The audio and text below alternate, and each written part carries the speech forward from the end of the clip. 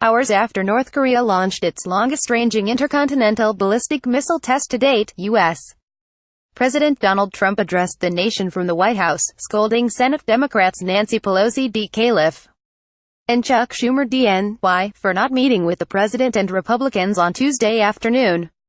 The president spoke for 5 minutes at the start of the press briefing, sharing time with Defense Secretary James Mattis, Speaker of the House Paul Ryan RWis, and Senate Majority Leader Mitch McConnell RKY.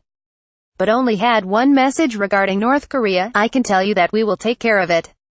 It is a situation that we will handle." The Trump then pivoted quickly to the topic of the Democratic about-face, which came after the president tweeted about party's top leaders Tuesday morning. "Given that the president doesn't see a deal between Democrats and the White House, we believe the best path forward is to continue negotiating with our Republican counterparts in Congress instead," Schumer and Pelosi replied in a statement.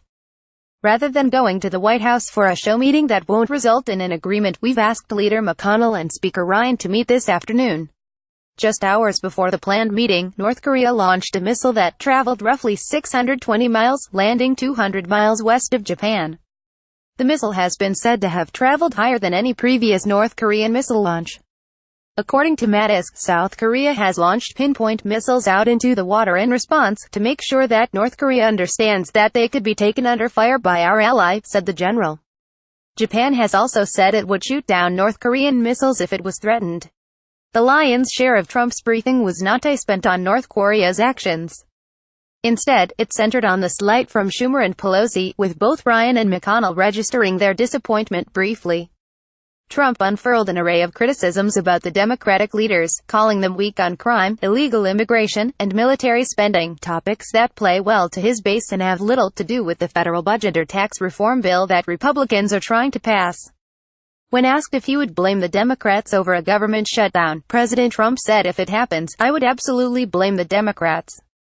If it happens, it's going to be over illegals coming into the country, crime pouring into the country, no border wall, which everyone wants. I got elected partially because of the border wall. Look at the military, we want strong funding for the military, they don't. They want high taxes, we want low taxes." Toward the end of the briefing, Trump returned to the topic of the missile launch, attempting to tie it to his Democratic foes. "Things have changed over the last 2 hours, because 2 hours ago a missile was launched," he said. "I think that will have a huge effect on Schumer and Pelosi. I think. We'll see. We're going to learn very soon. They should be calling immediately and saying, 'We want to see you,' but probably they won't, because nothing to them is important, other than raising taxes." The president gave his address seated at a table in the White House's Roosevelt Room, with empty seats bearing name tags for the 2 Democratic senators on either side of him. Ryan, McConnell, and Mattis were positioned on other ends of the otherwise empty table.